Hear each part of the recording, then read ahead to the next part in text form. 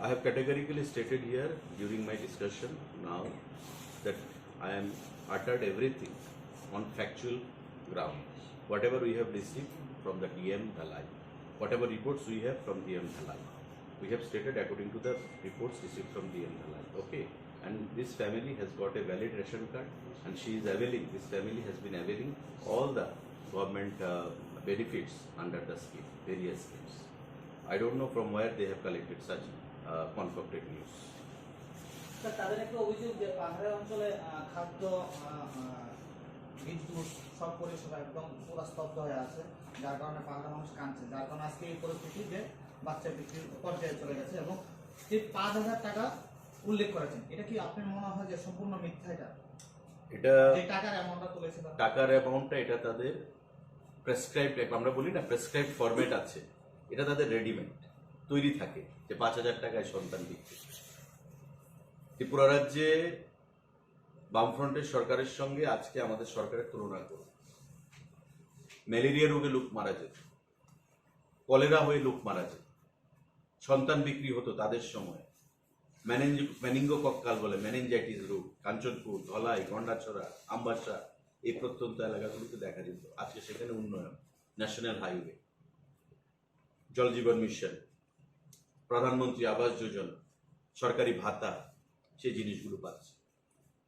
আমরা এটা বলি না যে ওভারনাইট রাতারাতি আমরা পরিবর্তন করে সারা রাজ্য থেকে দারিদ্র্য দূরীকরণ হয়ে যাবে, কিন্তু পার ক্যাপিটা ইনকাম, রাজ্যের জিএসডিপি কি ছিল, আজকে জিএসডিপি কোথায়? পার ক্যাপিটা ইনকাম আগে কত ছিল, আজকে পার ক্যাপিটা ইনকাম কত রয়েছে? সেই জিনিসগুলো চিন্তা করতে হবে এবং সেটা দেখে মনে হয় তাদের কথা বলা উচিত। আসলে তারা ডেটা ফিগার নিয়ে কথা বলে না, গদ বাধা। আমি যেটা বললাম প্রেসক্রাইব ফরম্যাট 5,000 তাদের মুখের বুলি রয়েছে। রেশন কার্ড বন্ধক দেওয়া আছে অভাবের তাড়না, সন্তান বিক্রি করে দিয়েছে। আমি তো বললাম ফ্যাক্টস যেটা, যে 5 সন্তানের জন্য 5 মাস আগে স্বামীর মৃত্যু হয়েছে, উনি চাইছিলেন না ষষ্ঠ সন্তানের জন্ম দিতে। তো স্বাভাবিকভাবেই ডাক্তারের সঙ্গে যখন কথা বলেছেন, ডক্টররা বলেছে যে অ্যাডভান্স স্টেজ হয়ে গেছে, এটা কিছু করা যাবে না। তো স্বাভাবিকভাবে ওনার জন্ম দিয়েছে। উনি যেহেতু প্রথম থেকে রিলাক্টেড ছিলেন, অনীহা ছিল ওনার, তো স্বাভাবিকভাবে ষষ্ঠ সন্তানকে উনি দত্তক দিতে চেয়েছেন আরেকটা পরিবারকে যাদের কোনো সন্তান নেই। কিন্তু সন্তান দত্তক নিতে গেলে কিছু আইনি জটিলতা আছে, সেগুলোকে ফুলফিল করে সন্তান দত্তক নিতে হয়, অ্যাডপ্ট করতে হয়, যেটা করা হয়নি। তাই ডিসিএম এবং সিডিপিওর উপস্থিতিতে তার মার কাছে শিশুটিকে আবার পাঠিয়ে দেওয়া হয়। এর অর্থ কি এটা দাঁড়ালো যে উনি সন্তানকে বিক্রি করে দিয়েছেন? এর অর্থ কি এটা দাঁড়ালো যে উনি অভাবের তাড়নায় দিয়েছেন? এখন ওনারা গেছেন সে সন্ধান পেয়ে কিভাবে রাজ্য সরকারকে কালিমালিপ্ত করা যায়, মুখ্যমন্ত্রীকে কালিমালিপ্ত করা যায় রাজনৈতিক ফায়দা লাভের জন্য। এটা সস্তা রাজনীতি। এই সস্তা রাজনীতি দিয়ে মানুষ বিভ্রান্ত হয় না এবং আগামী দিনেও বিভ্রান্ত হবে বলে আমরা মনে করি। রেসিডেন্সে সম্বর্ধনা প্রদান করেছে। আমাদের রাজ্যের ছাত্ররা যখন মণিপুরে আটকে গেল, মণিপুরের রাজ্যের আভ্যন্তরীণ সেখানে ঘটনাগুলির সময় রাত্রি 12টা-1টার সময় কেন্দ্রীয় মন্ত্রীর সাথে কথা বলে স্পেশাল ফ্লাইট স্যাংশন করিয়ে আমাদের শত শত স্টুডেন্টকে রিমস মণিপুর থেকে যারা মেডিকেল পড়ুয়া তাদেরকে আনা হলো। তাদের পরিবারের মা বাবা উৎকণ্ঠার মধ্যে ছিলেন। মাননীয় মুখ্যমন্ত্রীর কাছে গেছেন, আমাদের কাছে গেছেন। মাননীয় মুখ্যমন্ত্রী কেন্দ্রীয় সিভিল এভিয়েশন মিনিস্টারের সাথে কথা বলে ফ্লাইট স্যাংশন করিয়ে স্পেশালি তাদেরকে সেখান থেকে আনলেন। প্রতিটা ক্ষেত্রে আমাদের মুখ্যমন্ত্রী জনগণের জন্য ওনার যে চিন্তা ভাবনা, সচেতনতা, তার পরিচয় উনি বহন করছেন। স্বাভাবিকভাবে এই ধরনের ঘটনাগুলো দিয়ে আমাদের সরকারকে যেমন বদনাম করা যাবে না, মাননীয় মুখ্যমন্ত্রীকে বদনাম করা যাবে না, যেটা বিরোধী দলের চিঠিতে বা ওনার আগের যে ভিডিও বা আগের যে ওনার বক্তব্য তার থেকে সম্পূর্ণ পরিষ্কার। আমি আপনাদের মাধ্যমে তাদেরকে বলবো যে তাই গোবলস্ট্রীয় প্রচার থেকে বিরত থাকতে এবং আগামী দিনে যদি সঠিক কিছু করতে হয় আপনারা বলুন, সমালোচনা আমরা গ্রহণ করি। এটা এমন নয় যে বামফ্রন্ট সরকার যখন ছিল সমালোচনা সহ্য করতে পারত না, তারা গঠনমূলক সমালোচনা তারা সহ্য করতে হয় না। সমালোচনা করলেই, বিরোধিতা করলেই, গঠনমূলক বিরোধিতা করলেই তাকে বিরোধী হিসেবে আখ্যায়িত করতো, গণতান্ত্রিক ভাবে কথা বলা যেত না, তার কণ্ঠস্বরকে স্তব্ধ করে দেওয়া যেত। আমাদের সরকার, আমাদের দল, আমাদের মুখ্যমন্ত্রী আমরা সে দিশায় চলি না। Of the people, by the people and for the people, সবকা সাথ, সবকা বিকাশ, সবকা বিশ্বাস, সবকা প্রয়াস, এই নীতিতে সরকার চলে।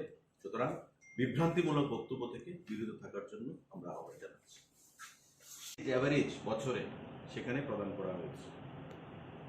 টিআরএলএম এর মাধ্যমে যে এসএইচজি গ্রুপ, সেই এসএইচজি গ্রুপকে 117টা এসএইচজি গ্রুপ সেখানে ওই ভিলেজে রয়েছে, 117টা এসএইচজি গ্রুপ, এবং 819 জন মেম্বার রয়েছে এই 117টা এসএইচজি গ্রুপের মধ্যে।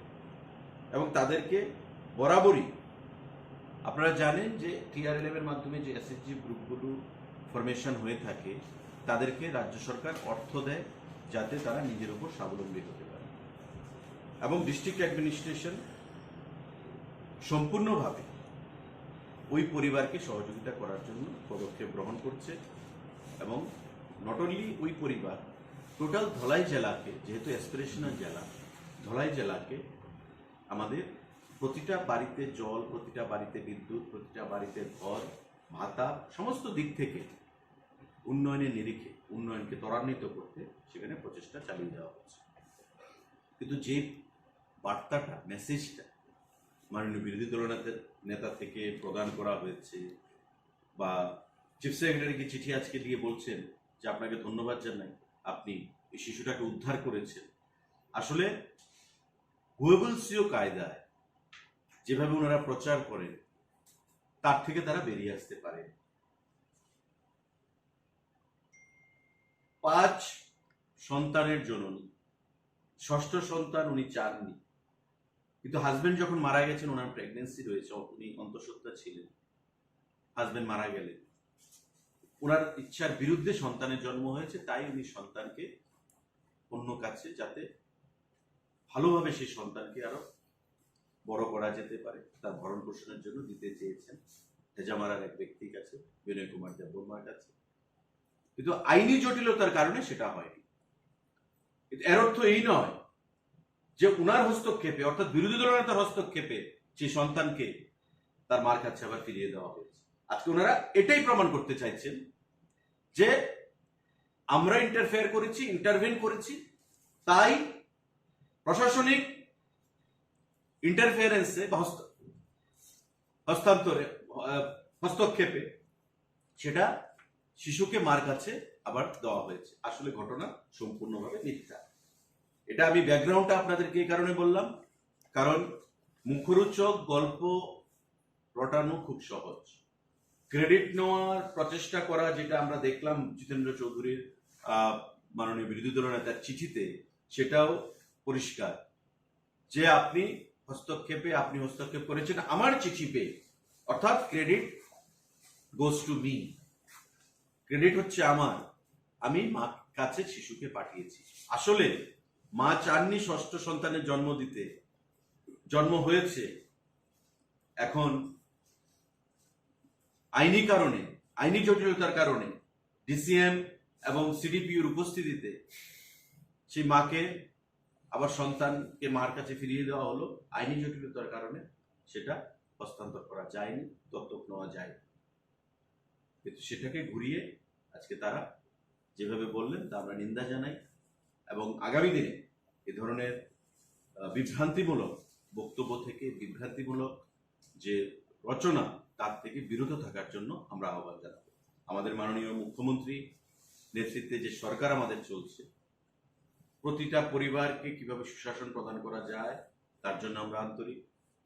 এবং মাননীয় মুখ্যমন্ত্রী শুধু এই ঘটনা নয়, প্রত্যেকটা ঘটনা আপনারা দেখেছেন যে গত পরশুদিন যারা হায়ার সেকেন্ডারিতে ভালো ফলাফল করেছে, সন্তান বিক্রি করে দিচ্ছে, এই জিনিসগুলো আমরা সিপিআইএম এর মুখ থেকে, কমিউনিস্ট পার্টির মুখ থেকে বরাবরই আমরা শুনতে পাই। এবং এই যে ঘটনা গন্ডাতুইসা, শ্রীমতী মোরমারি ত্রিপুরা, সেই ঘটনাকেও সেভাবেই ব্যাখ্যা করা হয়েছিল যে সন্তান বিক্রি করে দেওয়া হয়েছে। আসলে ঘটনাটা কি? 5 সন্তানের জননী, সন্তান চাইছিলেন না, ষষ্ঠ সন্তান চাইছিলেন না, যেহেতু ডাক্তাররা বারণ করেছে এবং অ্যাডভান্স স্টেজে ছিলেন, বেবির জন্ম হলো, তাই বেবিটাকে অন্য জনের দপ্তর দিয়ে যেতে চেয়েছিলেন।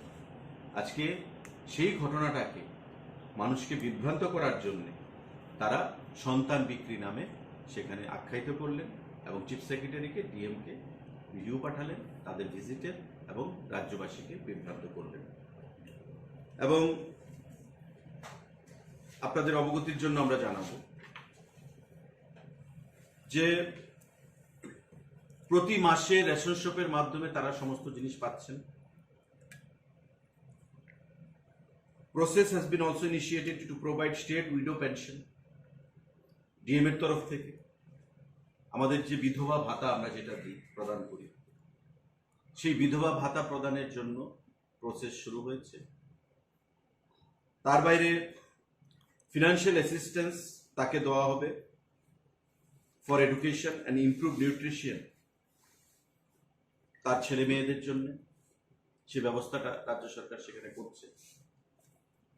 এবং আগামী দিনে এই পরিবারকে 5 সন্তানের যিনি জননী, তাকে সমস্ত ধরনের গভর্নমেন্ট ফ্যাসিলিটি কি করে দেওয়া যায় সেই বিষয়ে রাজ্য সরকার অবগত রয়েছে। কিন্তু আমি আপনাদের মাধ্যমে যেটা বলতে চাইছি সেটা হচ্ছে ধলাই হচ্ছে একটা অ্যাসপিরেশনাল জেলা ডিস্ট্রিক্ট, এবং আপনারা জানেন যে আমাদের রাজ্যে এই অ্যাসপিরেশনাল ব্লক, অ্যাসপিরেশনাল জেলা, তাতে অধিক পরিমাণ অর্থ সেখানে খরচ করা হয়। রাজ্য সরকার, আমাদের জনপ্রিয় মুখ্যমন্ত্রী সে বিষয়ে বরাবর সেখানে আন্তরিক এবং সচেতন।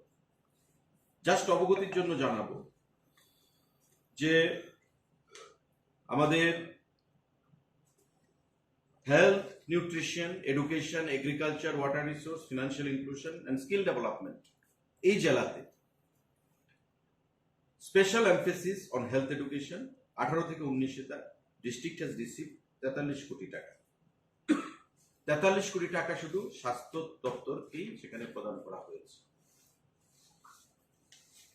রেগা প্রকল্পে সেখানে এখন পর্যন্ত 74.19 লক্ষ ম্যান্ডেজ তৈরি করা হয়েছে এবং 220 কোটি 62 লক্ষ টাকা highest expenditure in our state.